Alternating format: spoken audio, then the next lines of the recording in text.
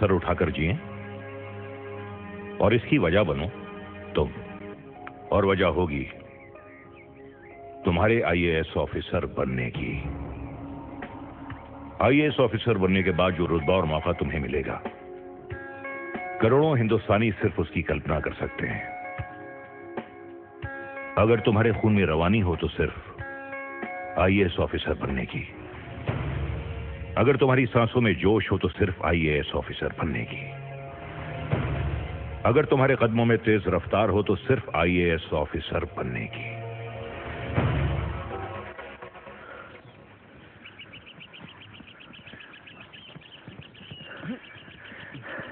अच्छा यार, एक बात बताओ कि हमारे फ्रीडम स्ट्रगल में सबसे अहम भूमिका किसने निभाई थी?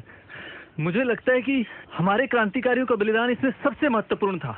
नहीं, गांधी जी ने हमें एक सूत्र में बांधा था और इस आंदोलन को एक नई दिशा दी थी। यार एसके, तुम ही बताओ, शायद इंटरव्यू में ये टॉपिक पूछा जा सकता है। यार तुम एक बात बताओ, इस ईंट से ये पूरी दीवार खड़ी की जा सकती है क्या? नो। पाजी, क्या हुआ पाजी? तो क्या हो गया यार, क्या हो गया? पाजी आप गिर गए पाजी। कौन गिर गया यार? हैं, कमाल कर रहे हो आप। मैं तो साइकिल से उतरता ही ऐसे हूँ। साइकिल स्टैंड पे लगाओ यार सबसे पहले तो। एक ईंट से दीवार बनाने की बात हो रही थी, तो मैं यहाँ पे क्लियर कर दूं कि मेरे इंस्टीट्यूट में जब मैंने बिल्ड किया था ना अपना इंस्टीट्यूट, 1,52,000 ईंटें लगी थी। बंटा सिंह जी, हम लोग फ्रीडम स्ट्रगल पर डिस्कस कर रहे हैं, आप अपना टांग मत अड़ाइए। कमाल की बात कर रहे हैं यार, टांग मत अड़ाइए, अकल की बात बता रहा हूँ। है चले आईएएस करने एक ईंट से दीवार बना रहे हैं। और वैसे मैं आपको एक बात बता दूं, जिस आईएएस की इंटरव्यू देने जा रहे हैं ना आप, 1,000 से ज्यादा स्टूडेंट मैंने तैयार करवा के इस इंटरव्यू में भेजे हैं। कमाल कर रहे हो। खैर आप कंटिन्यू करो जी, कोई अकल की बात कर रहे थे आप। हमारी आजादी की लड़ाई में भी अनगिनत देशभक्तों ने अपना खून बहाया, सबने अपने अपने हिसाब से बलिदान दिया। कुछ एक को तो हम पहचानते हैं, पर उससे कई हजार गुना ऐसे लोग हैं जिन्हें कोई नहीं पहचानता। बिल्कुल सही कहा जी आपने, 16 ने सच्ची बात आपकी। मेरे पिताजी भी बहुत बड़े देशभक्त थे, उन्होंने भी बहुत आंदोलनों में भाग लिया, लेकिन ट्रेजेडी देखो ना जी, मेरे पिताजी को भी कोई नहीं पहचानता सिवाय मेरे और मेरी माँ के। वैसे बंटा जी, आपके पिताजी किस आंदोलन में थे? अब देखिए, जैसे अभी इन्होंने कहा ना कि हमारे देश में ऐसे देशभक्त हुए हैं जिनको लोग जानते नहीं हैं, ऐसे बहुत से आंदोलन भी हुए हैं जिन आंदोलनों के बारे में भी हमारे लोग नहीं जानते। तो ऐसे आंदोलनों में मेरे पिताजी ने भाग लिया था। खैर आप कंटिन्यू करो जी।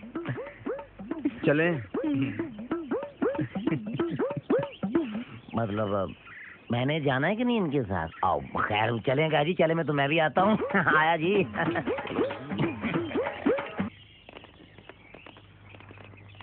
अंग्रेजों ने ताकत के साथ तो हम पे राज किया ही, साथ ही हम भारतीयों के मन में ये बीज भी बोया कि उनका शासन भारत के हित में है, वो हमारा विकास कर रहे हैं। दूसरा, उन्होंने ये जताने की कोशिश भी की कि वो अपराजय हैं। मतलब ये कि उनका विरोध करना बेकार है और उनको हराया नहीं जा सकता। बिल्कुल ठीक।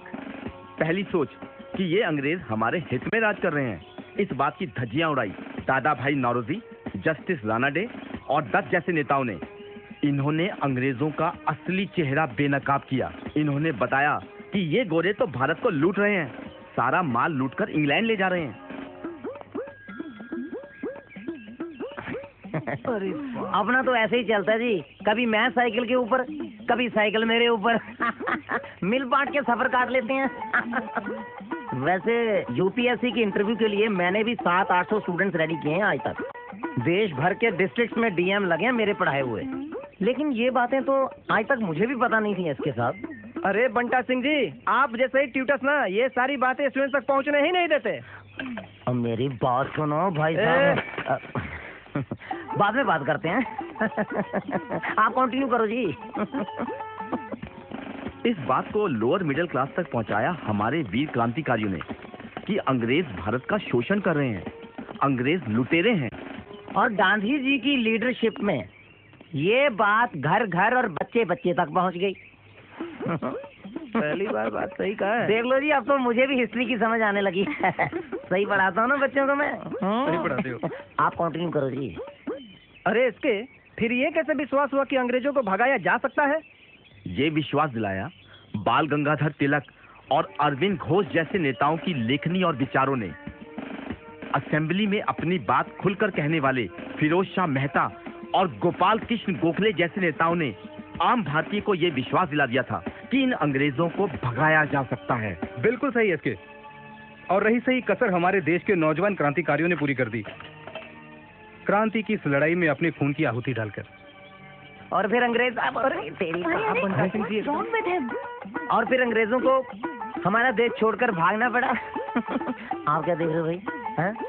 हमारे देशभक्तों ने यही तो हमें सिखाया है कि गिरते हैं शह सवार ही मैदान जंग में। आप कंटिन्यू करो जी। एसके, जो हमारी राष्ट्रवादी रणनीति थी, स्ट्रगल टू स्ट्रगल, मतलब संघर्ष तैयारी संघर्ष का उत्कर्ष 1942 के भारत छोड़ो आंदोलन में दिखाई पड़ता था।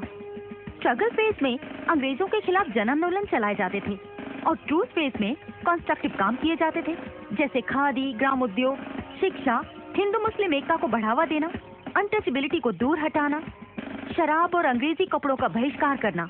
अरे अजीता, गेम को समझो। इंटेलेक्चुअल काम हर किसी के बस की बात नहीं होता, लेकिन कंस्ट्रक्टिव कामों में तो लाखों लोगों को लगाया जा सकता था।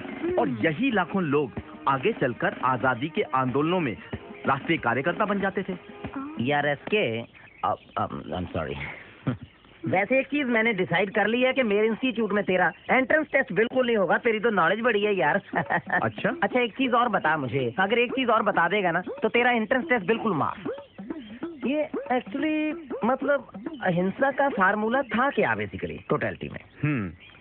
ये अहिंसा जो थी ना, गांधी जी ने तो अहिंसा को धर्म की तरह अपनाया था। हाँ, लेकिन उस वक्त के अधिकतर कांग्रेसी नेताओं, मेरा मतलब मौलाना आजाद, जवाहरलाल नेहरू और सरदार पटेल के लिए अहिंसा एक रणनीति थी। बिल्कुल सही। अहिंसा का सबसे बड़ा फायदा ये हुआ कि इससे हमारी आजादी की लड़ाई को एक नैतिक आधार मिला। अब अंग्रेज जब भी हमारे अहिंसक आंदोलनकारियों को दबाने के लिए हथियारों का प्रयोग करते तो सारी दुनिया के सामने उनकी सत्ता की असलियत नजर आ जाती। देखो, अगर गोरे लोग आंदोलनकारियों को नहीं रोकते तो इसका सीधा मतलब निकलता है कि ब्रिटिश राज में क्षमता ही नहीं है। और हमारे आंदोलनकारी तो हमेशा कानून को तोड़ते ही थे। इसीलिए हमारे नेताओं ने अहिंसा का मार्ग चुना, समझे? तो निहत्थे हिंदुस्तानियों के पास और उपाय ही क्या था? 1857 के विद्रोह के बाद अंग्रेजों ने बड़ी चालाकी और मक्कारी के साथ हम हिंदुस्तानियों को हथियारहीन कर दिया। और हमारे नेता इस बात को बहुत अच्छी तरह समझते थे कि अगर हथियारों के साथ युद्ध छेड़ा गया तो न केवल अंग्रेजों को दमन का बहाना मिल जाएगा, बल्कि भारतीय जनता भी इसको सहन नहीं कर पाएगी। वेरी गुड एसके साहब, मैं बहुत खुश हुआ हूँ। और एक बात मैं और अनाउंस करना चाहता हूँ जी, यहाँ पे सिर्फ एसके के लिए नहीं, आप सब के लिए मेरे इंस्टीट्यूट में एंट्रेंस टेस्ट माफ है। यार आप सब तो बड़े ब्रिलियंट स्टूडेंट हो यार। I need people like you. और मेरे लिए कितनी फख्र वाली बात होगी जब आप मेरे इंस्टीट्यूट के साथ जुड़ जाओगे, क्योंकि आज सब लोग इस बार 100% यूपीएससी क्लियर करने वाले हो, सब आईएएस बनने वाले हो। और एक बात मेरी याद रखना इसके, तुम टॉप करने वाले हो, यूपीएससी में टॉप करोगे। और मेरे लिए इससे ज्यादा गर्व की बात क्या हो सकती है कि आज सब लोग मेरे इंस्टीट्यूट के स्टूडेंट्स होंगे।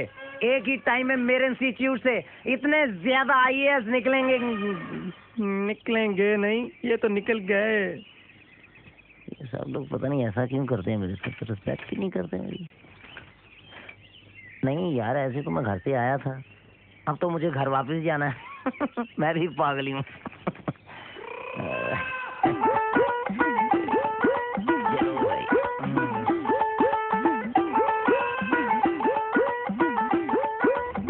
यहाँ सिर्फ दो ही पाले हैं, दो ही नियम हैं, दो ही धर्म हैं।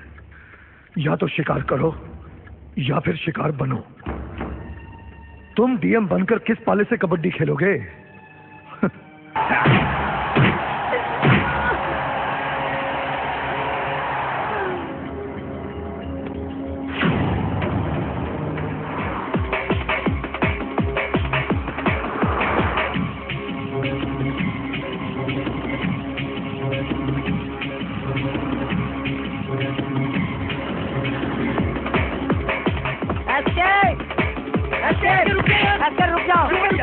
क्या कर रहे हो तुम?